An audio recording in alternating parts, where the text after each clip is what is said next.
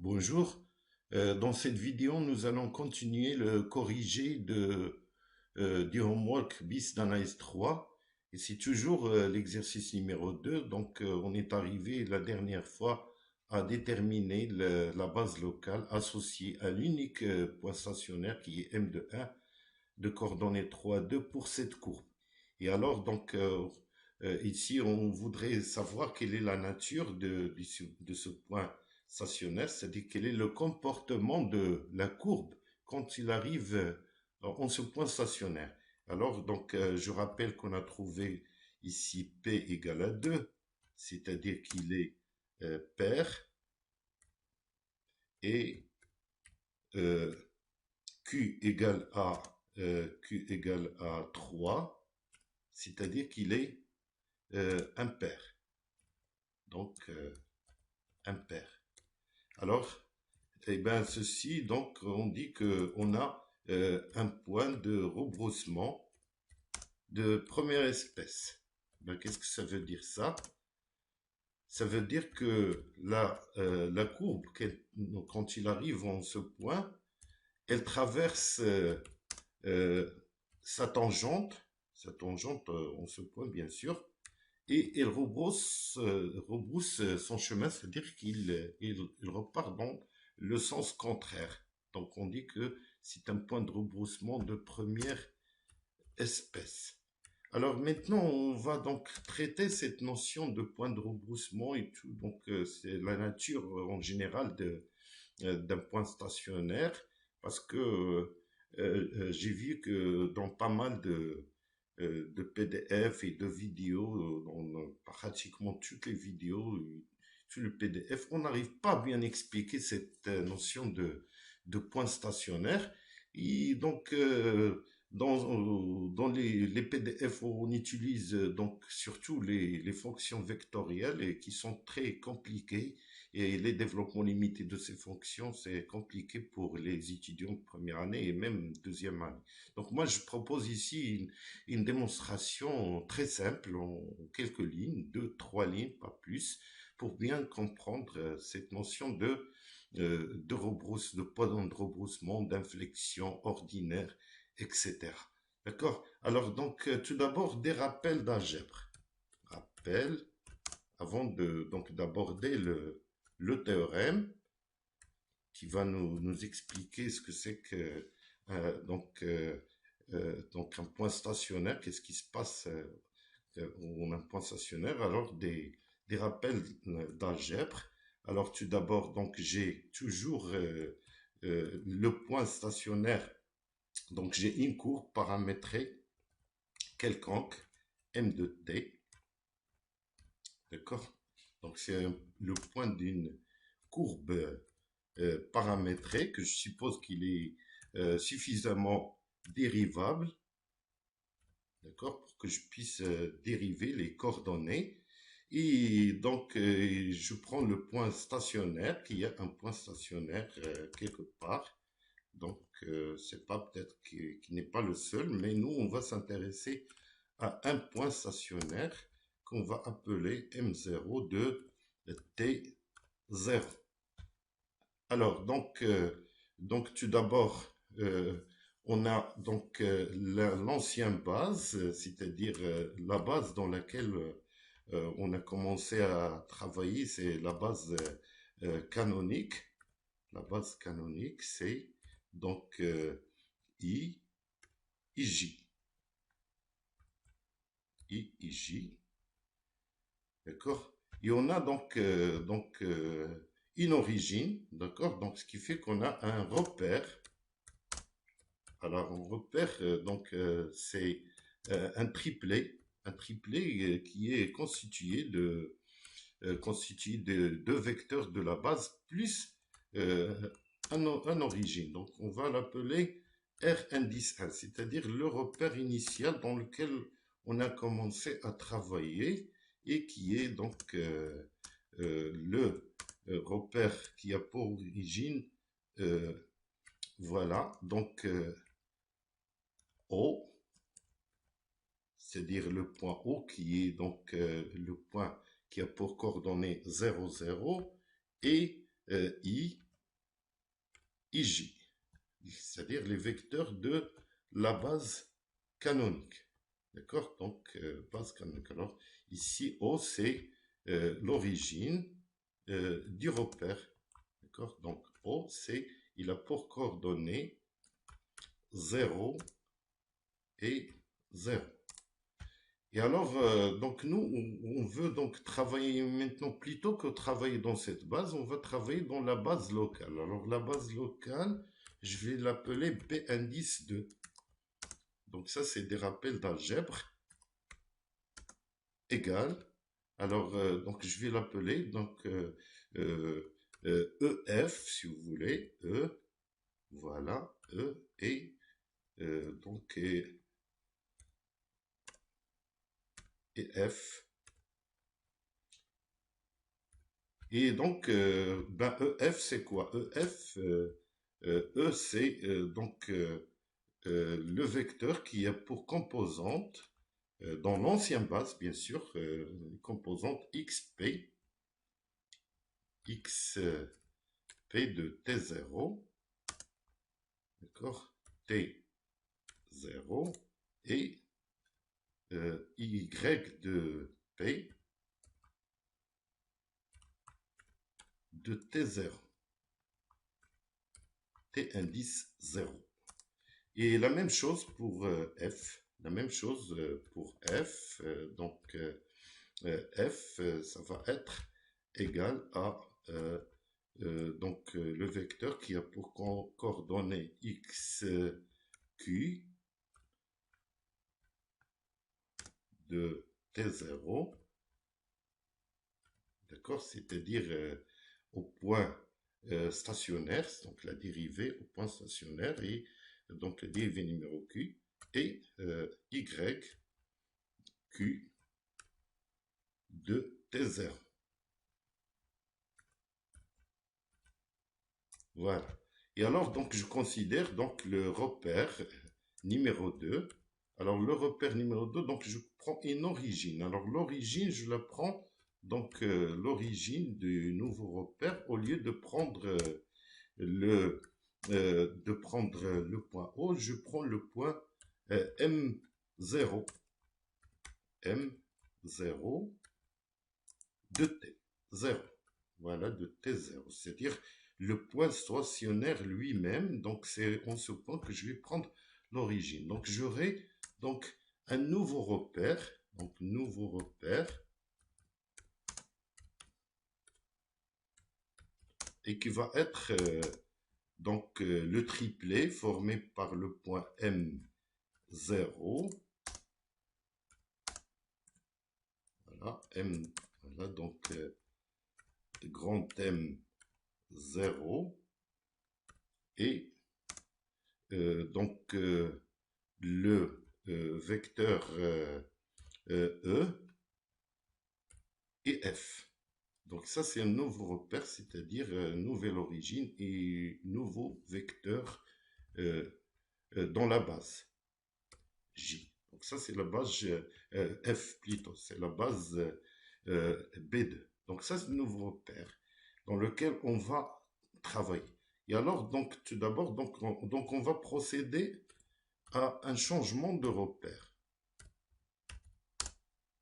D'accord? Donc, c'est un exercice d'algèbre et je crois que vous faites ça donc, dans vos cours, votre cours d'algèbre, procéder à un changement de repère. Alors, pour changer le repère, donc, il y a donc deux étapes. La première étape, c'est le changement d'origine. Changement d'origine. Donc, c'est-à-dire, au lieu de prendre comme origine O, je vais prendre cette origine égale à M de T0. Donc, tout d'abord, je prends le point OM, donc M, soit M, un point, d'accord? Un point, voilà, de la courbe qui est quelconque.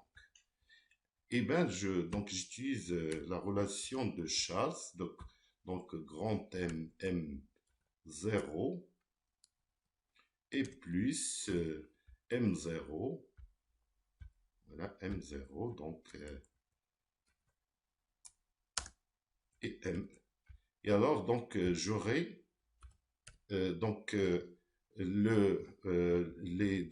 mon point M, il va dorénavant être donné avec M0M, c'est-à-dire comme ça. Grand M, grand M 0M. Là, donc grand M égale à OM, donc OM et moins, alors OM et moins OM0. Voilà, ici OM0.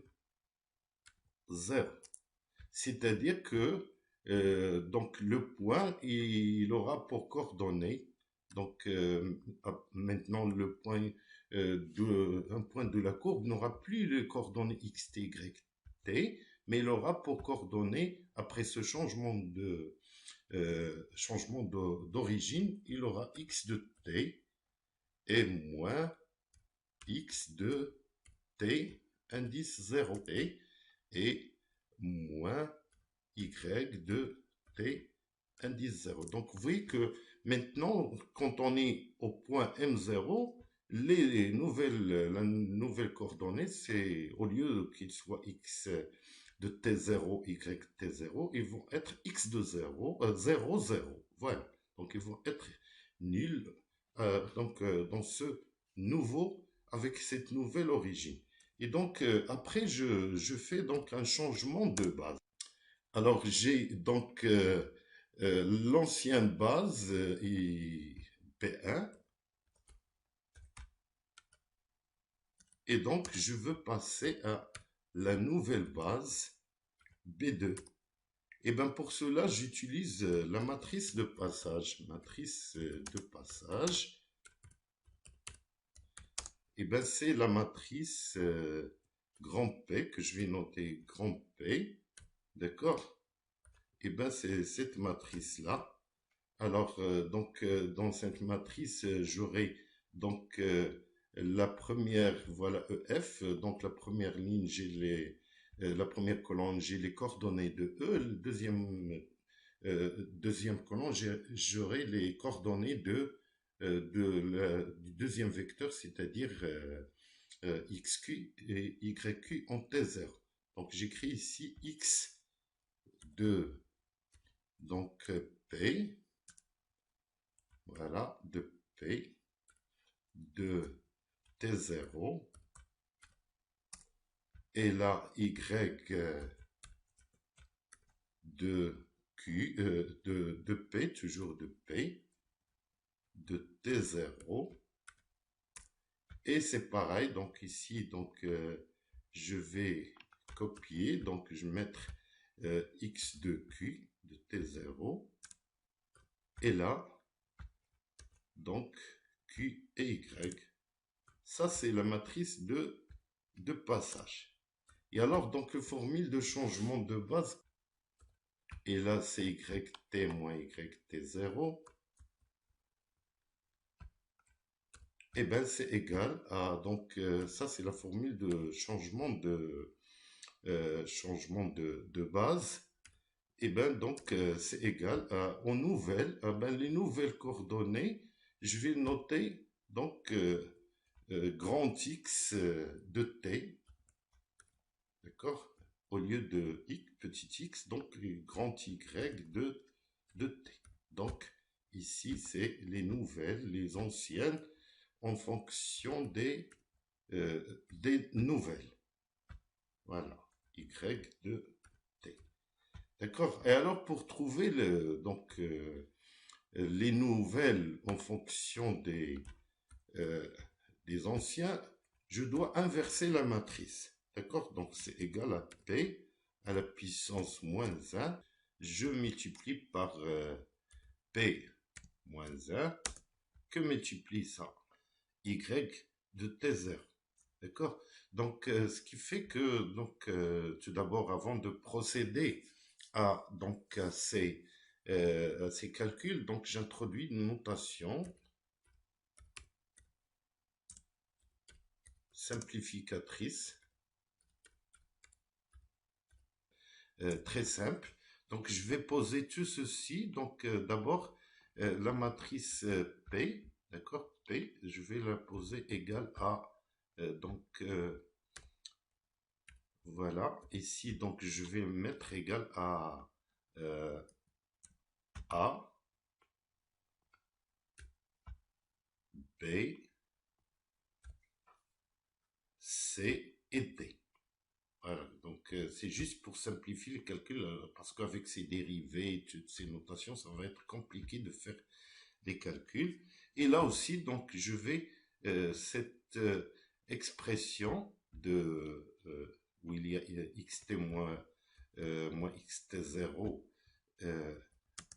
et yt moins yt0, je vais donc la poser égale à donc la première, je l'appelle alpha de t,